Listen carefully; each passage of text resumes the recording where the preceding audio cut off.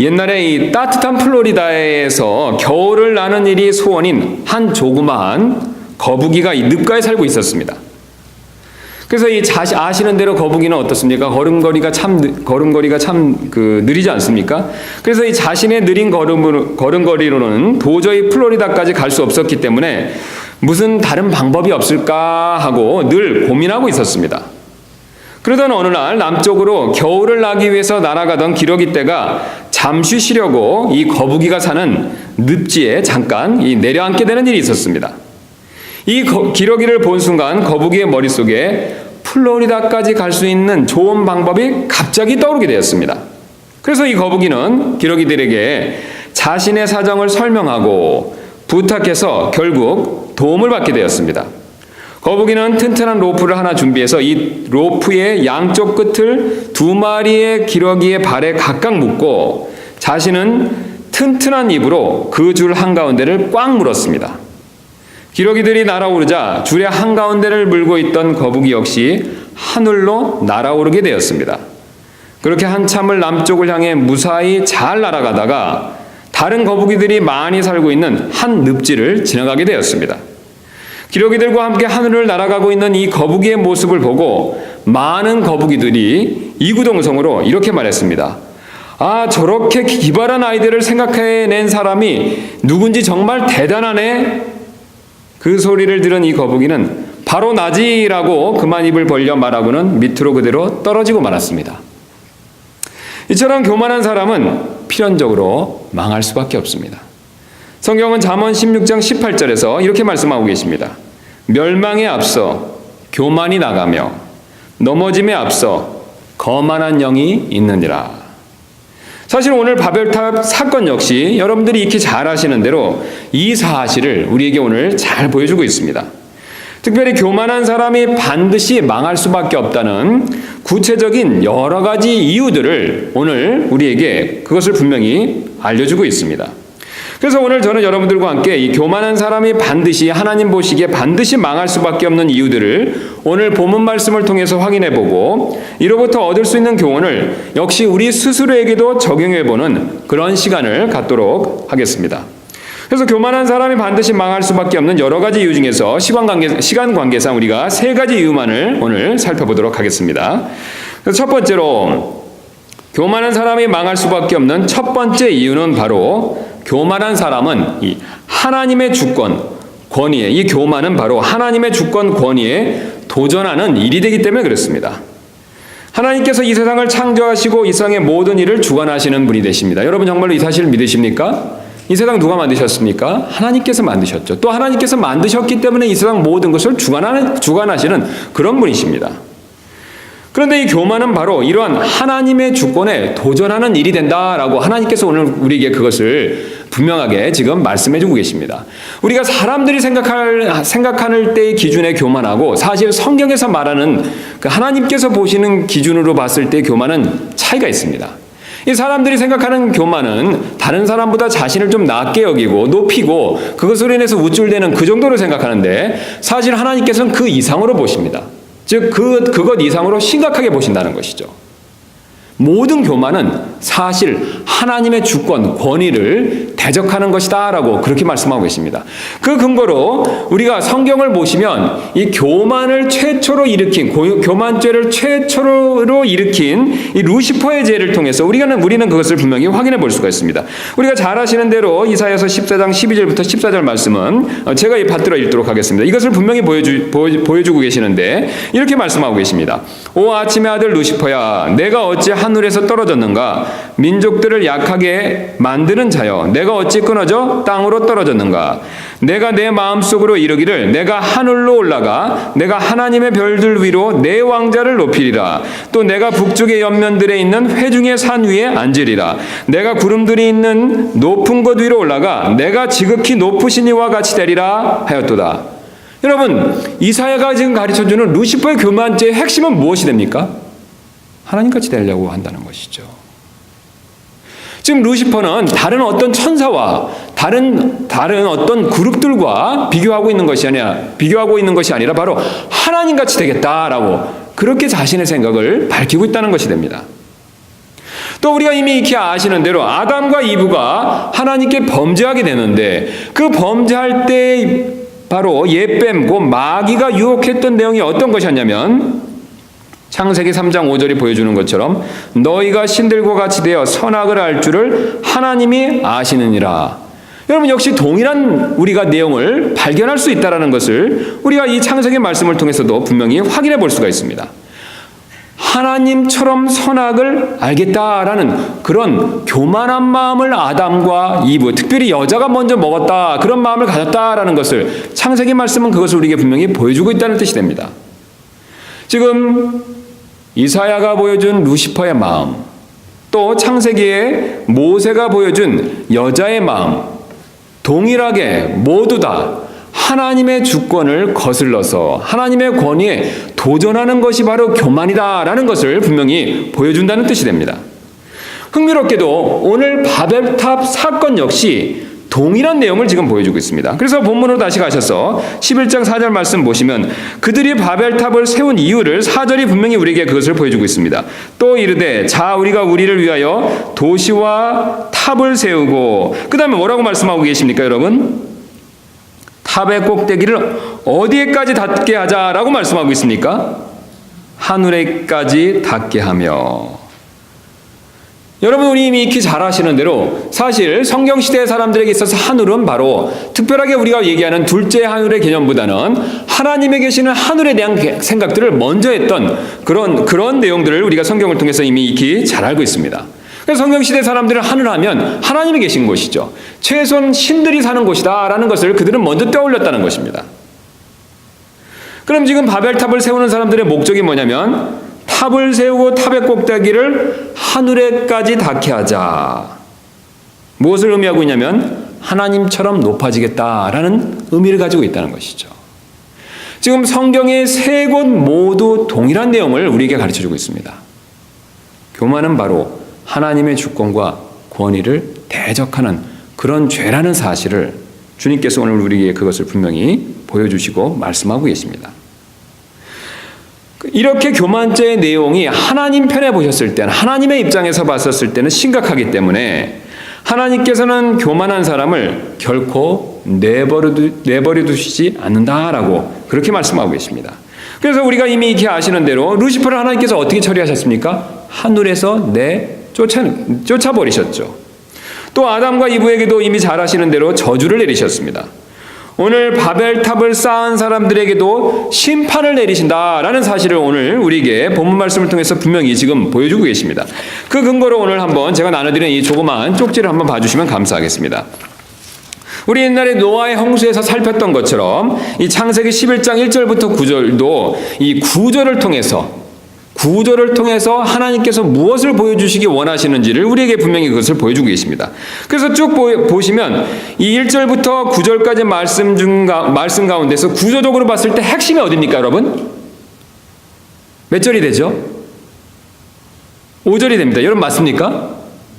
그럼 핵심이 5절이 되는 근거가 뭡니까? 제가 임의로 이렇게 만든 것은 아닌데 근거가 어떤 것이 근거가 돼서 5절이 핵심이 되겠습니까? 1절부터 9절이 5절을 기준으로 어떻습니까? 서로 내용이요? 대조를 이루고 있죠. 여러분 맞습니까? 예, 비슷한 내용이 있는데 사실 정반대로 진행이 된다는 것이죠. 그래서 내용을 한번 자세히 보도록 하겠습니다. 1절 말씀 보니까 거기서 특별히 모세가 이것을 보여주기 위해서 단어와 동사들을 이렇게 선별해서 썼다는 것을 보여주고 있습니다. 그래서 1절 보시니까 온 땅의 언어가 하나여 말이 하나였는데 결국 5절을 기준으로 봤었을 때 그것과 정확하게 쌍을 이루는 9절은 어떻게 말씀하고 계시냐면 온 땅의 언어를 혼잡하게 하셨기 때문이라. 여러분 어떻습니까? 내용은 비슷한 단어를 쓰고 있지만 내용은 어떻습니까? 정반대를 말씀하신다는 거죠. 비슷한 내용이 계속해서 이어지고 있습니다. 그 다음에 2절 말씀 보시면 그래서 거기 거하니라 라고 말씀하셨는데 밑으로 내려가서 8절 한번 보시면 어떻게 말씀하고 계십니까? 거기로부터 널리 흩으셨으므로. 신할평에서 거기 딱 거했는데 5절을 기준으로 봤을 때 나중에 어떻게 됐습니까? 거기서부터 흩으셨다는 거죠. 사람들은 거기에 거했더니 하나님께서는 어떻게 하셨습니까? 거기에서부터 흩으셨다는 거죠. 그 다음에 3절을 또 보시면 3절, 2절 말씀 보시면 서로 이르되라고 자기들끼리 한 언어를 가지고 자연스럽게 서로 말하는 모습을 보여주고 있는데요. 밑으로 가셔서 7절을 보시면 서로의 말을 알아듣지 못하게 하자 이렇게 말씀하시죠. 5절을 기준으로 처음에는 어떻습니까? 사람들이 한 언어를 썼기 때문에요. 자기들끼리 이해하고 말하는데 전혀 문제가 없었는데 5절을 기준으로 이제는 어떤 현상이 벌어졌냐면 서로의 말을 알아듣지 못하게 주님께서 하자라고 말씀하시고 그렇게 됐다라는 것을 보여주고 있다는 것이죠. 그 다음에 또 우리가 벽돌을 만들자, 우리가 무엇을 하자라고 얘기했는데 밑에 또 보시면 7절 D-를 보시면 우리가 내려가서 그들의 언어들을 혼잡하게 하자. 주어가 동일합니다. 여러분 맞습니까? 지금 신할 땅의 평양에 거하는 이 바벨탑을 쌓은 사람들이 우리가 벽돌을 만들자, 우리가 탑을 세우자라고 해서 우리가 하자라고 했더니 하나님께서 동일하게 삼위일체 하나님께서 뭐라고 말씀하시냐면 우리가 역시 내려가서 언어들을 혼잡하게 하자. 비슷한 내용을 말씀하시지만 내용상에서는 정반대로 일이 벌어졌다는 것을 보여주고 계시다는 것이죠. 그 다음에 밑으로 또 가셔서 보시면 2를 보시면 우리가 세우고 그 다음에 도시와 탑을 세우고 라는 내용을 5절을 기준으로 봤었을 때 뭐라고 말씀하시냐면 5절부터 보겠습니다. 사람들의 자녀들이 세우는 도시와 탑을 보려고. 결국은 5절에서 모든 내용이 기준이 되어서 양쪽으로 서로 대조를 이루면서 정반대로 진행됐다는 것을 보여주고 계시다는 뜻이 됩니다. 그래서 결국은 핵심되는 5절의 내용이 어떤 것이냐면 주께서 내려오시느니라. 그럼 제가 한 가지 질문을 드리도록 하겠습니다. 주님께서 왜 내려오셨습니까? 5절에서 말씀하시는 것처럼 심판하시기 위해서죠. 여러분 맞습니까? 예, 주님께서 내려오시자 모든 상황이 정반대가 되었습니다. 이것은 무엇을 보여주고 있냐면 바로 하나님께 교만한 마음을 먹고 하나님의 권위에 도전하면서 자신의 이름을 높이고 하늘의 탑의 꼭대기를 쌓으려는 사람들에게 하나님께서 예외 없이 지체 없이 그것도 직접 내려오셔서 심판하신다. 분명하게 심판하신다라는 사실을 보여주고 있다는 것이죠. 더 흥미로운 사실은 이 사람들이 행했던 것과는 정반대로 심는 대로 거두게 하는 일을 하셨다라는 것을 보여주고 있습니다. 하나님이 직접 내려오셔서 손수 내려오셔서 이 사람들이 행했던 것과 정반대되는 그런 열매를 먹게 하셨다라는 것을 보여주고 있다는 뜻이 되겠습니다. 그래서 앞에 노아의 홍수와는 틀리게 직접 하나님께서 내려오셔서 언어의 심판을 내리신 모습을 보여주고 계십니다. 마치 아담을 심판하실 때와 비슷한 모습을 보여주고 계시다는 것이죠. 이처럼 하나님께서는 우리의 교만죄를 우리가 생각하는 것 이상으로 심각하게 여기신다는 사실을 우리에게 지금 분명히 강조해서 보여주시면서 말씀하고 계십니다. 그래서 우리가 잘 아시는 대로 잠언 16장 5절은 이렇게 말씀하고 계십니다. 마음이 교만한 자는 다 죽게 가증한 자니 손에 손을 잡을지라도 그는 벌을 면하지 못하리라.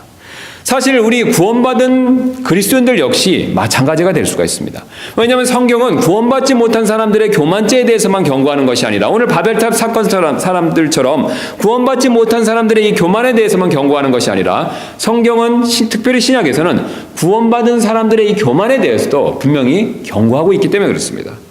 우리 잘 아시는 대로 베드로전서 5장 5절은 너희 젊은 사람들아 이와 같이 장로에게 복종하고 참으로 너희가 다 서로에게 복종하며 겸손으로 옷 입으라. 하나님께서 교만한 자는 물리치시고 겸손한 자에게는 은혜를 주시느니라. 아멘. 사실 이 말씀을 통해서 봤었을 때 우리는 주님의 더 큰 은혜를 받기 위해서는 서로가 서로에게 겸손하게 복종할 필요가 있습니다. 주님께 복종하고 또 우리가 다른 사람들에게 서로가 서로에게 겸손으로 옷 입고 복종할 필요가 있다라고 주님께서 오늘 그 사실을 우리에게 분명히 말씀하고 계십니다. 왜냐하면 하나님께서는 무엇을 말씀하셨기 때문에 그렇습니까? 교만한 자는 물리치시고 겸손한 자에게는 은혜를 베푸시기 때문이다 라고 말씀하셨기 때문에 그렇습니다. 그런 저와 여러분들 되시기를 주님의 이름으로 소원합니다. 그 다음에 우리가 두 번째 내용을 한번 살펴보도록 하겠습니다. 교만한 사람이 망할 수밖에 없는 두 번째 이유는 바로 교만은 우리를 어리석게 만들기 때문에 그렇습니다. 지금 하나님께서는 노아와 세 아들에게 복 주실 것을 분명히 약속하셨다라는 사실을 우리가 창세기 9장 1절에서 살펴본 적이 있습니다. 그래서 우리 잘 아시는 대로 9장 1절에서 이렇게 말씀하고 계시죠. 다산하고 번성하여 땅을 채우라. 우리가 앞에서 살펴봤던 그런 내용이 됩니다. 그래서 하나님께서 노아와 그의 아들들에게 복을 주시며 그들에게 이르시되 뭐라고 말씀하고 계십니까? 다산하고 번성하여 땅을 채우라. 그 다음에 하나님께서는 이 약속을 단순하게 약속 차원에서만 멈추는 것이 아니라 어떤 형식으로 말씀해 주셨습니까? 언약으로 말씀해 주셨죠. 여러분 기억나십니까? 그 다음에 그 언약을 확실하게 지키시겠다는 증표로 언약의 증표로서 그 언약에 대한 증표로서 무지개까지 주셨죠. 그래서 하나님께서는 이 꼭 필요한 인류가 다시 이 땅을 채우고 아담에게 주셨던 것 같은 그런 복을 분명하게 주실 것을 거듭거듭 강조해서 말씀만 해주셨습니다. 노아의 후손들 역시 분명히 이 사실을 알았을 것입니다. 오늘 신할 평지를 이동했던 이 노아의 자손들 역시 분명히 이것을 알았다는 뜻으로 제가 지금 말씀을 드리고 있습니다. 그 근거는 뭐냐면 11장 2절 말씀 한번 다시 가서 보시면 그들이 동쪽으로부터 이동하다가 한번 이 말씀을 유심해 보실 필요가 있습니다. 우리가 앞에서 살펴봤듯이 10장 말씀을 보면 하나님께서 사람들에게 이 흩어져서 땅을 채우고 충만하게 그것에 번성하라는 내용을 성취시키기 위해서 이 자손들을 계속해서 나누시고 흩으시는 장면을 10장을 통해서 우리에게 앞에서 보여주신 적이 있습니다.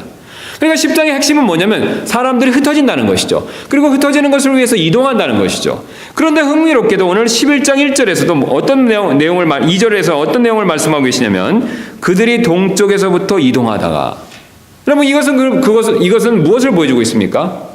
이 사람들이 역시 움직였다는 것이죠. 그럼 이 사람들이 이동했다는 것은 무엇을 간접적으로 보여주고 있습니까? 하나님께서 흩으시는 내용, 하나님께서 흩으시는 축복을 주셨고 이것을 알았고 또 이것을 믿었기 때문에 이에 맞춰서 이들이 신할 평지까지 가기 전까지는 최소한 그것에 맞춰서 움직였다는 사실을 우리에게 보여주고 있다는 것이죠. 즉 이것은 이들이 처음에는 하나님의 약속을 믿었다는 사실을 지금 보여준다는 뜻이 되겠습니다. 또한 이들은 벽돌을 만드는 기술을 개발한 것을 보면 이들이 꽤 영리한 사람들이었다라는 사실도 보여주고 있습니다.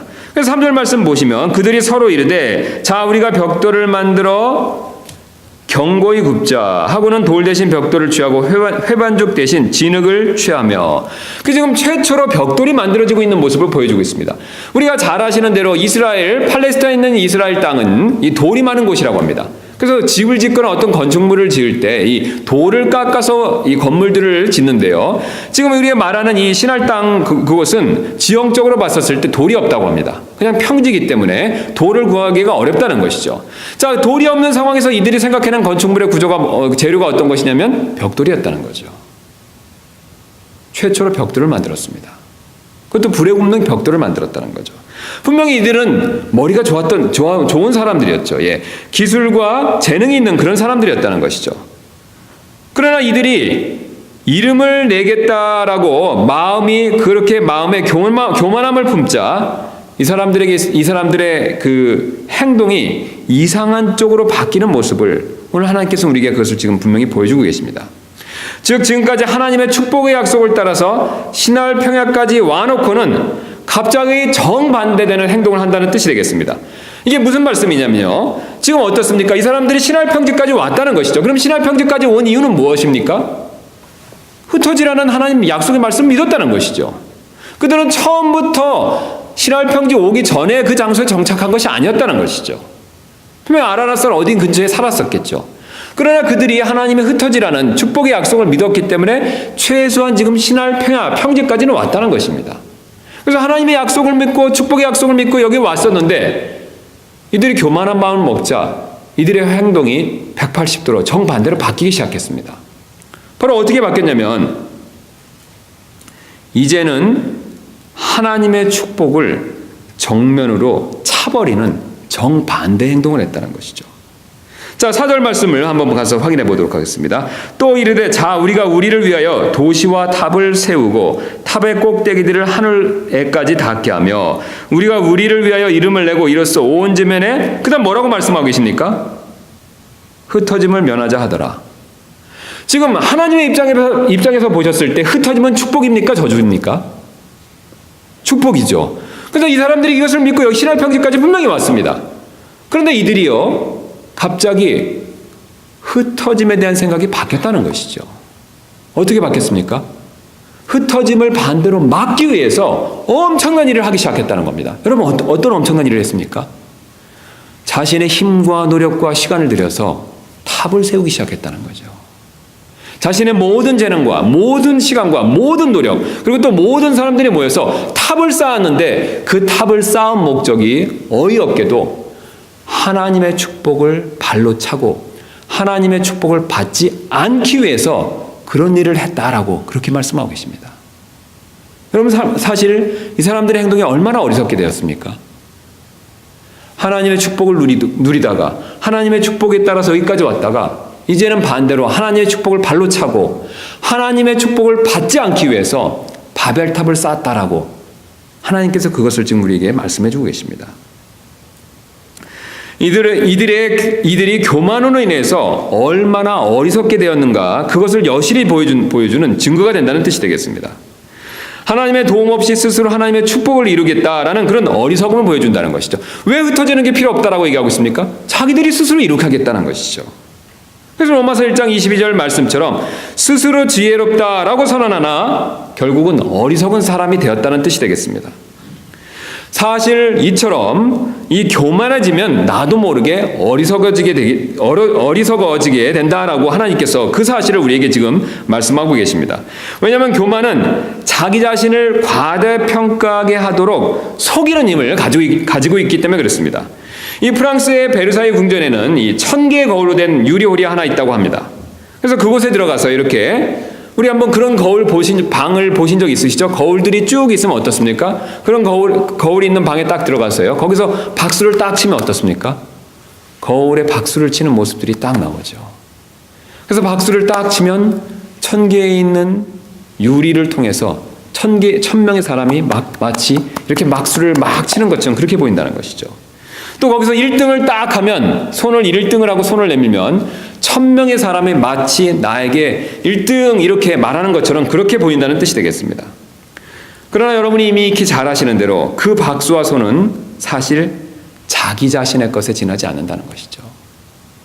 1000개의 거울이 있는 유리방에 들어가서 박수를 치고 1등하고 칭찬을 한들 그건 소용이 없다는 뜻이 되겠습니다. 사실 여러분, 교만은 이와 같은 특징을 가지고 있습니다.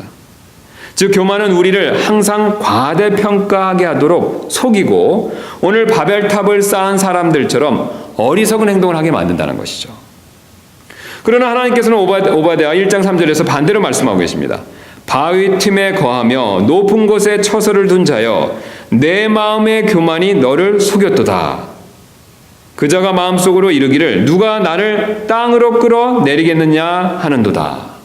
사실 오늘 오베다 말씀처럼 교만은 우리의 마음을 속이는 그런 특징을 가지고 있습니다. 우리를 과대평가한다는 것이죠. 그럼 내가 내 수준보다, 내 실력보다, 내 능력보다 나 스스로를 높이다 보면 나도 모르게 사실 어리석은 행동을 하기가 쉽다라고 주님이 지금 그 사실에 대해서 우리에게 말씀해 주고 계십니다. 이처럼 교만은 우리를 속여서 어리석게 만들기 때문에 그렇게 되지 않기 위해서는 우리는 사실 항상 겸손할 필요가 있습니다. 여러분, 겸손이 주는 여러 가지 유익 중에 하나가 어떤 것이냐면 이 교만으로 인해서 자기 자신을 과대평가하고 어리석은 일을 하는 것을 막아주는 그런 유익이 있다는 것이죠. 그래서 우리가 겸손해졌을 때 교만의 어리석음에 걸려들지 않고 지혜로워질 수 있다라는 사실을 잠언 11장 2절에서는 이렇게 말씀하고 계십니다. 교만이 오면 수치도 오거니와 겸손한 자에게는 지혜가 있느니라. 여러분, 사실 인생을 사시다 보면 이런 원리에 대해서 지금 하나님께서 말씀해 주시는 내용에 대해서 이미 많이 사실 경험해 보셨을 것입니다. 그래서 우리가 어떤 사람 너무 교만하다 보면 그 교만한 말과 행동을 봤었을 때 어리석어져서 실수를 할 때가 많이 있다는 것이죠. 꼭 하지 않아도 되는 말을 하고 꼭 하지 않아도 되는 행동을 한다는 것이죠. 그로 인해서 불필요한 여러 가지 문제를 일으킨다는 뜻이 되겠습니다. 그러나 사실 겸손하면 그런 어리석은 일에 빠지는 함정을 피할 수 있다라고 오늘 주님께서 그 사실을 우리에게 분명히 지금 말씀해 주고 계십니다. 그래서 겸손으로 옷 입어 이렇게 항상 지혜로워지는 사람이 되는 것이 필요하다라고 그렇게 지금 말씀하고 계십니다. 이제 세 번째로 교만한 사람이 망할 수밖에 없는 마지막 이유를 이제 살펴보도록 하겠습니다. 교만은 서로 간의 관계를 단절시키는 결과를 초래하기 때문에 그렇다는 것입니다. 오늘 바벨탑을 쌓은 사람들은 자신들의 교만으로 인해서 하나님과의 관계가 단절되는 모습을 지금 우리에게 분명히 그것을 보여주고 있습니다. 그 근거로 오늘 보시면 하나님께서는 이들에게 대해서 한마디 말씀도 하지 않으신다는 것이죠. 우리 과거에 봤었을 때 노아의 경우에는 어떻습니까? 하나님께서 노아를 통해서 의의 선포자로 노아 시대 사람들의 죄에 대해서 경고하셨죠. 그러나 오늘 이 바벨탑 사건을 봤었을 때 하나님께서는 이들에게 한마디 경고도 하지 않으십니다. 어쩌면 우리가 이 노아의 나이를 잘 계산해 보면요, 확실한 것은 아니지만 노아가 바벨탑을 쌓았을 때 이 사람들이 한 3세대에서 4세대 정도밖에 되지 않기 때문에 그 세대까지 살았을지도 모릅니다. 그런데도 흥미로운 것은 노아가 그 사실에 대해 이 사람들에 대해서 얘기하는 모습을 보여주고 있지 않는다는 것이죠. 만약에 살았으면 얘기해 줄 수도 있는데 하나님께서 그것을 기록하고 있지 않으시다는 것이죠. 이것은 무엇을 보여주고 있냐면 이 교만죄로 인해서 하나님과 사람들 사이의 관계가 단절됐다라는 것을 보여주고 있다는 것이죠. 오히려 하나님께서는 묵묵히 심판만을 내리시는 모습을 지금 보여주고 있습니다. 그리고 또 이 하나님께서 내리신 언어가 나뉘는 심판으로 인해서 사람들 사이의 관계도 단절되는 모습을 지금 보여주고 있습니다. 지금 사람들은 사실 한 언어로 인해서 서로가 하나가 됐었죠. 그러나 하나님께서 그 언어를 나누는 심판으로 인해서 사실 다른 언어로 인해서 이 사람들 사이에도 관계가 단절되고 그냥 각각의 언어를 가지고 흩어지는 모습을 성경은 오늘 그것을 우리에게 지금 분명히 지금 보여주고 있습니다. 이것은 바로 교만이 하나님과 사람 사이의 관계를 단절시키고 여기서 그치는 것이 아니라 사람과 사람 사이의 관계도 단절시킨다는 사실을 하나님께서 지금 시청각적으로 분명히 보여주시는 예가 된다는 뜻이 되겠습니다. 사실 이런 사실을 우리 주변에서도 흔히 볼 수가 있습니다. 우리가 잘 아시는 대로 교만한 사람 주위에는 사람이 별로 없습니다. 여러분 많이 경험해 보셨을 것입니다. 왜냐하면 교만한 사람의 특징은 무엇입니까, 여러분?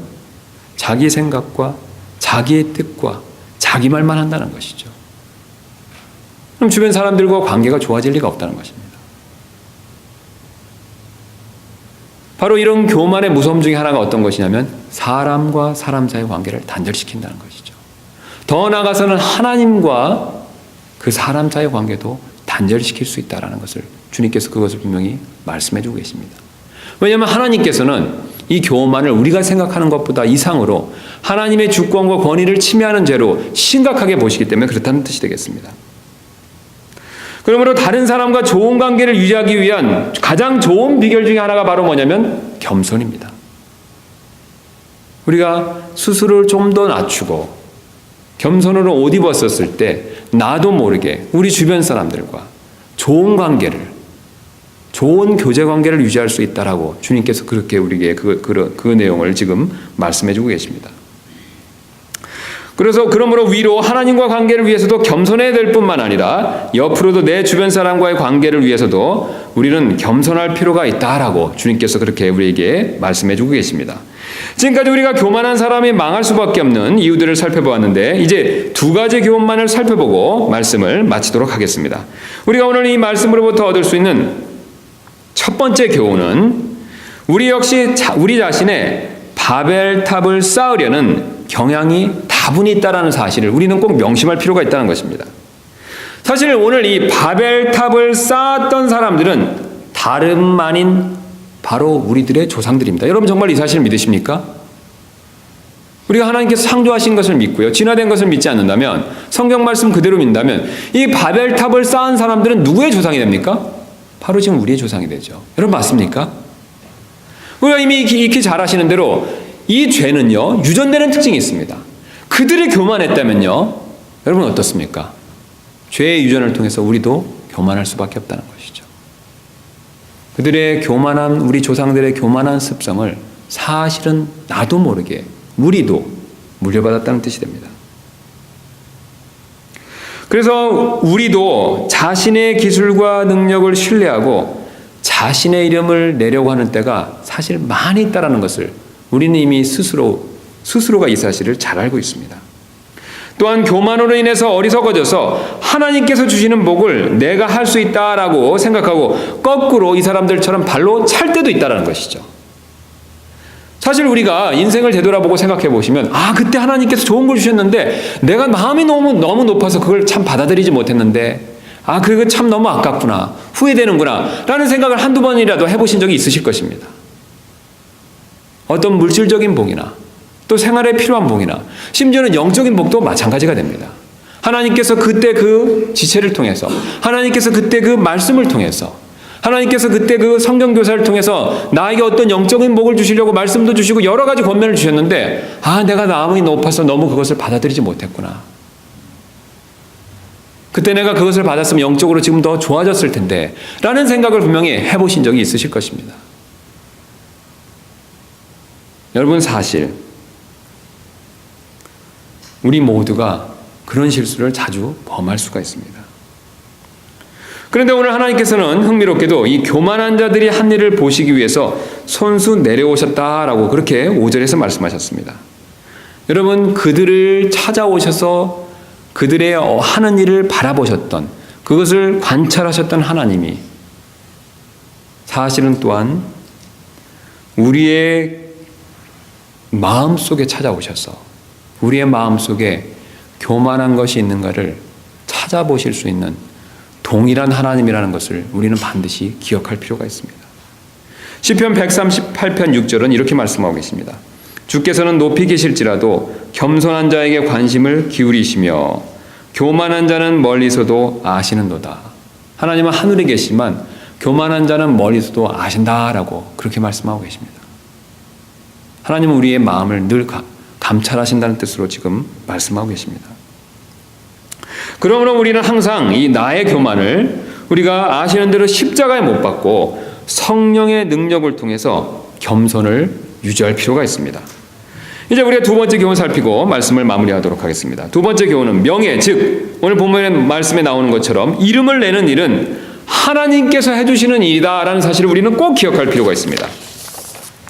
오늘 사람들이 바벨탑을 쌓으려고 했던 이유 중에 하나는 바로 이름을 스스로 내려고 한다라는 것을 성경이 오늘 그것을 분명히 보여주고 계십니다. 그래서 우리 다시 한번 본문을 보시면 4절 말씀에 또 이르되 자 우리가 우리를 위하여 도시와 탑을 세우고 탑의 꼭대기를 하늘에까지 닿게 하며 우리가 우리를 위하여 이름을 내고 라고 탑을 쌓는 목적을 분명히 지금 우리에게 보여주고 계십니다. 그러나 하나님께서 이들의 교만을 분명히 막으셨습니다. 우리가 아시는 대로 언어를 나누시는 일을 통해서 이들이 하는 일을 더 이상 하지 못하게 막으셨다는 것을 우리는 지금까지 확인해 보았습니다. 그런데 흥미롭게도 이제부터 앞으로 나올 12장에 나올 아브라함은 정반대로 그의 이름을 높이는 일을 해주고 계십니다. 우리 뒤로 나가서 잠깐 확인해 보도록 하겠습니다. 11장 4절에서는 이름을 내는 일을 하나님께서 분명히 막으셨는데 12장 4절에서는 이 12장 2절에서는 반대로 말씀하고 계십니다. 제가 12장 2절 말씀 보도록 하겠습니다. 내가 너로부터 큰 민족을 만들고 내게 복을 주어. 그 다음 뭐라고 말씀하고 계십니까? 내 이름을 크게 하리니. 여러분 흥미롭지 않습니까? 11장에서는 그들 스스로가 이름을 내려고 했는데요. 하나님 그걸 분명히 막으셨습니다. 여러분 맞습니까? 그런데 12장 2절에서는요, 아브라함은요, 지금 아브라함은 자기가 네 이름을 내겠다라는 말을 전혀 하고 있지도 않는데요. 누가 이름을 내주겠다라고 말씀하고 계십니까? 하나님께서 해주신다는 것이죠. 여러분 참 흥미롭지 않습니까? 바벨탑의 사람들은 스스로 내려고 했는데 하나님이 그걸 허락지 않으셨습니다. 오히려 흩으셨죠. 굴욕을 주셨습니다. 어려움을 주셨습니다. 그런데 반대로 아브라함은 자신이 원하지도 않았는데 하나님께서 그를 부르시고 하나님께서 먼저 그에게 이름을 크게 하는 그런 영광을 주겠다, 명예를 주겠다라고 그렇게 말씀하신다는 것이죠. 그렇다면 우리는 여기서 한 가지 질문이 생깁니다. 하나님께서는 왜 아브라함에게 이렇게 해주셨을까요? 여러 가지 이유가 있겠죠. 그러나 오늘 본문과 관계됐었을 때 바로 아브라함은 하나님 앞에서 상대적으로 다른 사람보다 겸손했기 때문에 그렇습니다.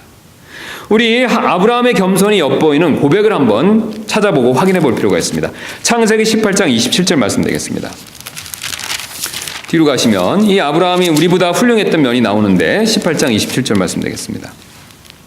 아브라함이 소돔을 위해 종보할 때 이런 하나님 앞에서 이런 고백을 하는 내용을 성경이 지금 그것을 적어서 우리에게 분명히 보여주고 있습니다. 27절입니다. 아브라함이 응답하여 이르되 이제 보소서. 그 다음에 뭐라고 말씀하고 계십니까, 여러분? 티끌과 재 같은 내가 감히 주께 아뢰나이다. 여러분, 지금 흥미롭게도 아브라함이 자기 자신을 뭐라고 부르고 있습니까? 티끌과 재라고 부르죠. 여기서 티끌이라는 단어를 영어로 보실 필요가 있습니다. 영어로 보시면 더스트로 되어 있는데 우리 흙이라는 뜻이 되죠. 지금 우리는 지금 아브라함의 고백에서 참된 겸손이 어디에서부터 출발하는가를 분명히 엿볼 수가 있습니다.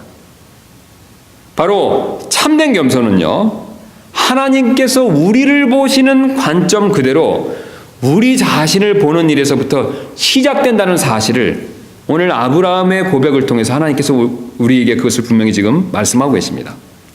지금 아브라함은 하나님께서 우리를 보시는 관점으로 자기 자신을 봤다는 거죠.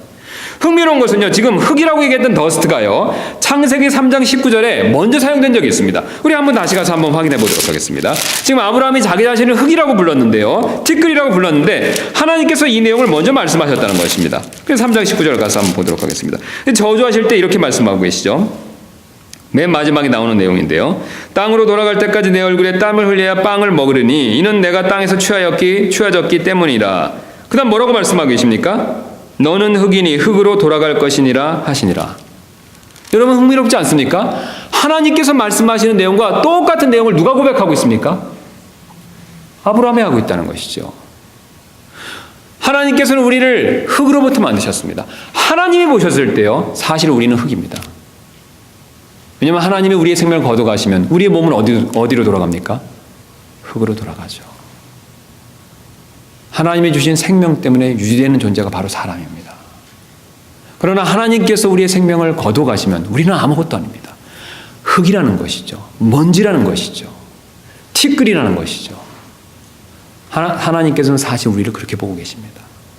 그런데 놀랍게도 아브라함은 하나님이 우리를 보는 것처럼 그 보시는 관점 그대로 자기 자신 역시 티끌이고 잽니다 라고 그렇게 고백하는 모습을 보여주고 있습니다. 여러분, 이것은 무엇을 보여주고 있습니까?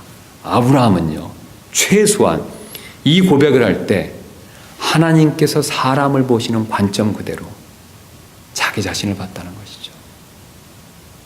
여러분요, 이것이 겸손의 시작이라는 것을 오늘 주님께서 그것을 우리에게 분명히 가르쳐주고 계십니다. 여러분, 우리가 왜 성경을 보는 일이 필요합니까? 하나님께서 우리를 어떻게 보시는지, 우리를 어떻게 여기시는지 사실 우리가 그것을 알 필요가 있기 때문에 성경을 보는 것 아니겠습니까? 하나님 앞에 섰을 때 우리의 문제는요, 내가 나를 어떻게 생각하고 다른 사람이 나를 어떻게 생각하고 세상이 나를 어떻게 생각하는 것이 문제가 아닙니다. 하나님과의 관계에 있어서 문제는요, 하나님께서 나를 어떻게 생각하시는지 그 관점을 가지고 하나님 앞에 서는 것, 이것이 가장 중요하다라고 하나님께서 오늘 그것을 우리에게 말씀해 주고 계십니다. 아브라함은 하나님 앞에서 우리가 아무것도 아니라는 것, 흙이라는 것, 죄라는 것을 알고 있었습니다. 그리고 그것을 고백했었을 때 하나님께서 그의 이름을 높이겠다라고 그런 약속을 주시는 모습을 오늘 우리는 그 본문 말씀을 통해서 분명히 확인해 보았습니다. 성경은 아브라함뿐만 아니라 다른 사람들 역시 그런 고백을 하는 모습을 우리에게 분명히 보여주고 있습니다. 전도서 3장 20절 말씀 보면 솔로몬 역시 이렇게 말씀하고 계십니다. 모두가 한 곳으로 가나니 모두가 흙에서 나와 모두가 다시 흙으로 돌아가거니와. 모두가 흙에서 나왔고 모두가 흙에서 돌아간다. 자기 자신을 포함해서 그렇게 얘기하고 있다는 것이죠. 욥기 33장 6절에서 욥도 이렇게 고백하고 있습니다. 보라, 내가 그대의 소원대로 하나님을 대신하노니 나 역시 진흙에서 빚어 졌느니라. 여러분, 솔로몬이나 욥의 두 사람 다 공통점이 있습니다. 여러분, 어떤 공통점이 있습니까? 두 사람 다 가장 지혜롭고 지식이 많은 사람이었다는 것이죠. 그 시대에 가장 똑똑한 사람이었습니다. 어쩌면 솔로몬은 인류 전체를 통해서 가장 똑똑한 직에 들어가는 그런 사람이었습니다. 근데 두 사람 역시, 우리보다 더 똑똑하고 지혜로웠던 그 사람들 역시 자기 자신이 흙에서 와서 흙으로 돌아가는 사실을 분명히 고백하는 모습을 성경 말씀을 통해서 우리에게 그것을 분명히 보여주고 있습니다. 그러나 오늘 바벨탑을 쌓은 자들은 자신이 흙처럼 아무것도 아니라는 사실을 전혀 바라보지 못했다라고 주님이 그것을 우리에게 말씀하고 계십니다. 그러나 하나님의 눈에는요, 흙에서 나온 사람들이 흙으로 벽돌을 만들어서 흙으로 탑을 세우고 하나님을 대적하는 모습을 보여주고 있습니다. 여러분 얼마나 어리석습니까? 흙에서 나온 존재들이 흙으로 벽돌을 만들어서 흙으로 탑을 세우고 자신에게 생명을 주신 창조주께 대적하는 그런 어리석은 모습을 보여주고 있습니다. 그러나 겸손한 아브라함은 반대로 자신은 흙입니다. 아무것도 아닙니다. 라고 주님께 그렇게 고백하는 모습을 우리에게 성경 말씀을 통해서 보여주고 있습니다. 이처럼 하나님께서 우리가 겸손할 때 높여주실 것을 분명히 약속하고 계십니다. 야고보 4장 10절은 이렇게 말씀하고 계십니다. 주의 눈앞에서 스스로 겸손하라. 그리하면 그분께서 너희를 높이시리라. 아멘. 여러분 사실 우리는 언젠가 높여질 것입니다. 왜냐하면 우리는 그리스도 안에 있기 때문에 그렇습니다. 여러분 정말 이 사실 믿으십니까? 우리는 영광을 받을 일들이 남아있죠.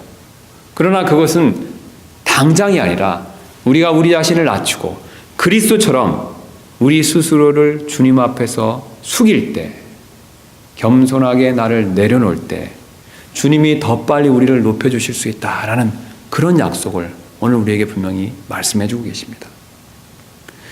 그러므로 주님께서 높여주실 때까지 겸손하게 기다리는 저와 여러분 되시기를 주님의 이름으로 소원합니다. 우리 잠깐 기도하는